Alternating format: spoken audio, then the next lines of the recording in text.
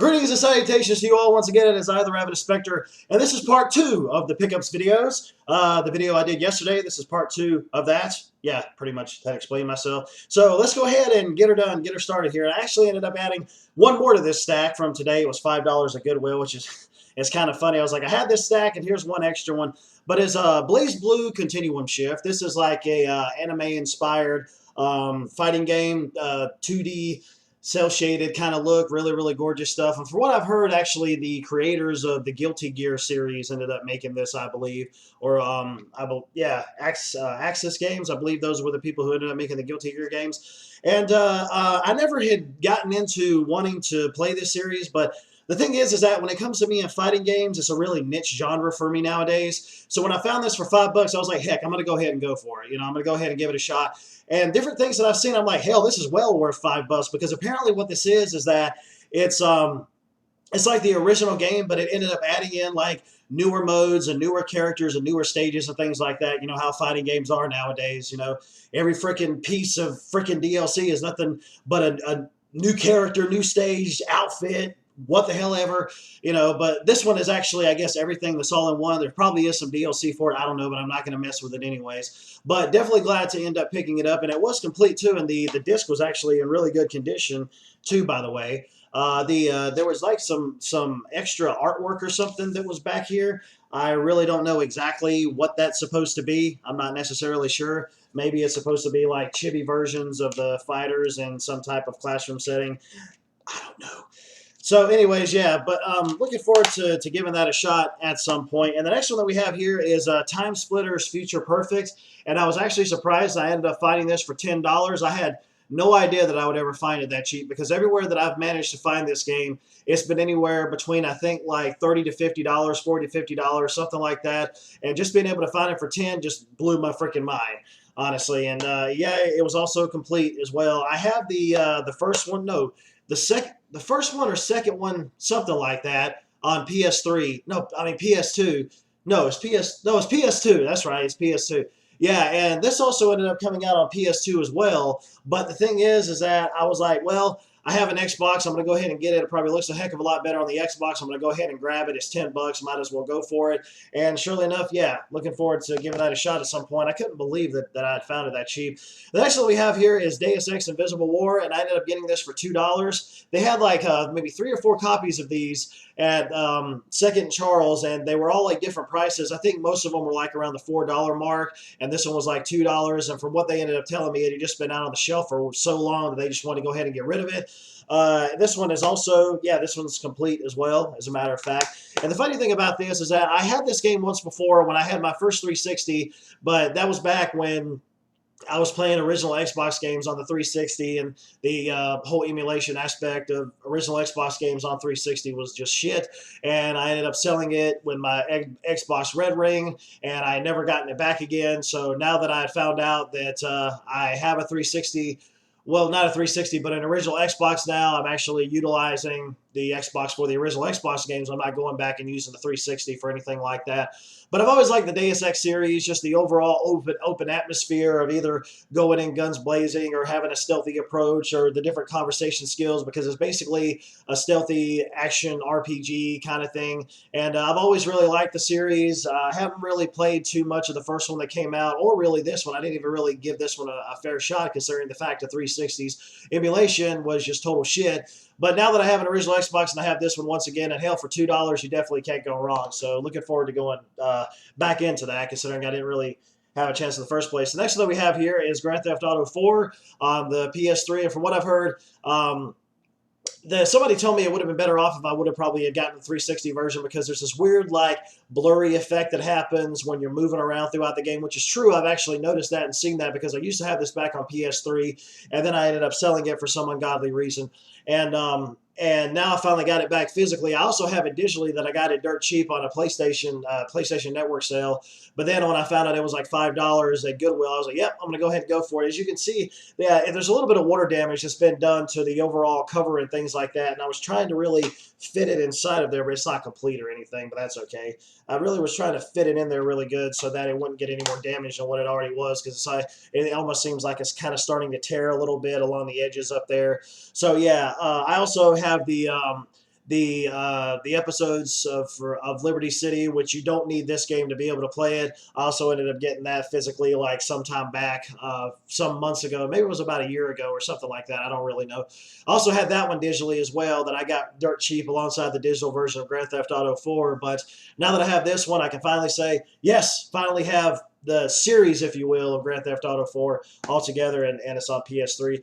The next one we have here is Mortal Kombat Deception. If you remember on one of my previous videos, I ended up showing that I had the collector's disc, which I wasn't really aware of that it was it was just a collector's disc. I thought it was the game itself in there, but no, there was actually 2 boxes that was inside of like a slip sleeve or something like that. This game and also the collector's disc that was with it. And when I noticed that, I was like, holy crap. I was like, well, at least I have all these extra stuff, even though I paid $5 for it. And this one I paid like $6 for. I ended up getting it at that game shop that I mentioned to you before about the previous video, the Extreme G2 racing game that I got on N64. Exact same guy. I ended up buying it at his shop. And yeah, definitely glad to get this once again. I have no idea why it sold it in the first place, because honestly, this is like one of those Mortal Kombat games that has so much friggin' content in it. It's uncanny. It almost makes you wonder, did they go way over the line with the content? Because you got the action, well, not action RPG, but it's the conquest adventure where it does like the open world thing where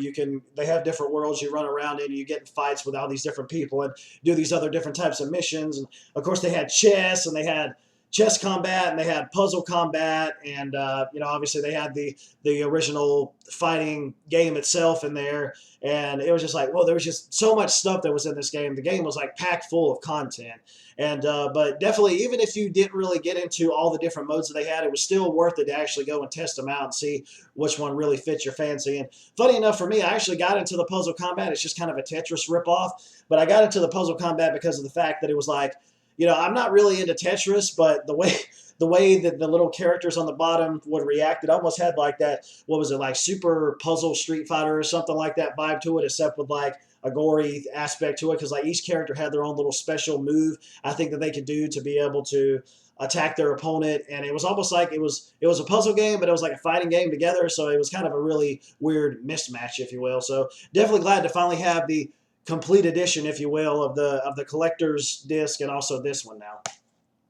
The next one we have here is PacMan World 2, and to be quite honest, I would have never have even thought about getting this game if it wasn't for this guy on YouTube named NitroRad. He ended up doing a review on this, and it really did pique my interest, so I went ahead and got into it. I've never been a Pac-Man fan or nothing like that, but I am kind of a platforming fan in a ways, depending on the characters and the overall gameplay and whatnot, and how each series rolls and things like that. Like say the Jak and Daxter series or the Ratchet and Clank series, I really did like those. So it really does depend on how the gameplay is when it comes to platforms. I really try to stay open-minded about a bunch of different types of game genres, but it really depends on how the genre is handled, I guess, depending on what type of game it is. But everything that I've seen of it looks like it's really cool. It has like a classic Pac-Man vibe to it, but I guess it's kind of like open world-ish with the platforming stuff that's going on, and the weird wacky story that you go through, and just being. And from what I've heard, the second game I think is more of like really action oriented when you're taking on enemies and you're just basically fighting ghosts as you're going throughout these various levels. But yeah, I was really glad to be able to find this, and only had it paid like $4 or $5 for it or something like that. So I doubt NitroRad will ever see this, but thanks a lot, man. I appreciate you putting out a really good review for me to be able to find out that this is a game that I definitely wanted to play and wanted to pick up. The next one we have here is Warioland. Shake it! Shake it! I'm just shaking the whole time while I'm just talking about the damn game so you can't see the fucking case. But anyways, yeah, I hope to God I did not mess this up. No, I didn't. Okay, well, it's good. It's not complete or anything, but yeah, look how gorgeous that is. It looks like a tutti fruity, fresh and fruity booty piece of dadgum chewing gum or candy or something. But yeah, that's a gorgeous disc right there. Of course, the booklet didn't come with it, but from everything that I've heard, this is like a really gorgeous 2D, side-scrolling platforming action game, whatever. But you're playing as Wario, and basically like with the Wiimote, you go. I guess you can like go to different types of areas or like treasure chests or money sacks or something like that, and shake your Wiimote to be able to get all the gold and the money and everything that's out of it. Of course, we know how Wario is. We're not going to worry about saving no freaking princess. Fuck the princess. We want the damn money. And that's exactly what he's going for in this, apparently. You know, it's like, why the hell do I want to go and save a princess that gets her ass kidnapped every single time? Get freaking real. Go for the money, man. You know, look out for number one, basically. But yeah, actually, my girlfriend, well, my fiance ended up, I don't know why I said girlfriend, but my fiance ended up actually going and buying this, and she had been really interested in wanting to try it out as well and wanting to play it. And it's a really colorful kind of game for sure, as you can kind of see with some of the screenshots back there. But yeah, definitely looking forward to giving this a shot, especially wanting to try out that other Wii that I got, which I had showed you guys in one of the other previous videos. All the connections and everything were there, thank goodness. It just didn't come with any controllers or nothing, but we have controllers, so we really don't have to worry about it. So yeah, definitely looking forward to going back to that. The next one we have here is Mercury Meltdown Revolution, which is like a really weird and wacky kind of like environmental puzzle action kind of game, if you will. And it's basically like you're controlling a blob of mercury and you're going around and doing these various environmental puzzles. Basically had gotten it from my girlfriend, because considering she's also into like puzzle type related games. And there was one of these that was actually released on the PSP, but I couldn't really get into it, so I ended up turning around and selling it. But this one looks like it would be really much more up my alley because it's more colorful. It looks like it has more going for it than what was going on previously with the PSP version. So yeah, definitely looking forward to checking that out. And I was wondering if it was complete, but no, it's not. It's just the disc itself, which is fine. You know, the main thing for me is actually getting the game. And ladies and gentlemen, the final pickup that we have here isn't even a game, but it's based off of a game series. And yeah, everybody was kind of polarizing about this movie. Some liked it, some didn't. Honestly, I really did like it, even though when I went to go see the movie, I was the only one that was in the theater, I believe, which is fine with me. Hell, when you go to the theater and there ain't nobody there, it's like paradise. So anyways, it's Ratchet and Clank, and I ended up getting this for like either 50 cents or $1 or something like that at Second and Charles. And yeah, it's a DVD version, but the disc was in really good condition. Went ahead and picked it up, got it, really did like it. When I saw it in theaters, and I was planning on getting it for the longest while, but I just never did. Probably should have actually had tried to spring for it on Blu-ray, you know, considering the quality would be better, but it's 50 cents to $1, man. I mean, you can't go wrong with that. You know, the quality may not be Blu-ray standards, but hell, you know, 50 cents to $1, hello? But yeah, I don't think there was any inserts in here. No, there wasn't. It was just the disc there itself, and that was it. But I'm looking forward to going back and watching this again, because I honestly really did like it. I thought it was really cool. I thought the animation was great. There was some humor in there that I really liked as well, and I really did like how they had some little nods to other Sony properties in there as well. Like Sly Cooper was in there. I think Jak and Daxter were in there as well. I think it was Jak and Daxter, Sly Cooper. I don't know who else was in there. Was it Power Apple the Rapper?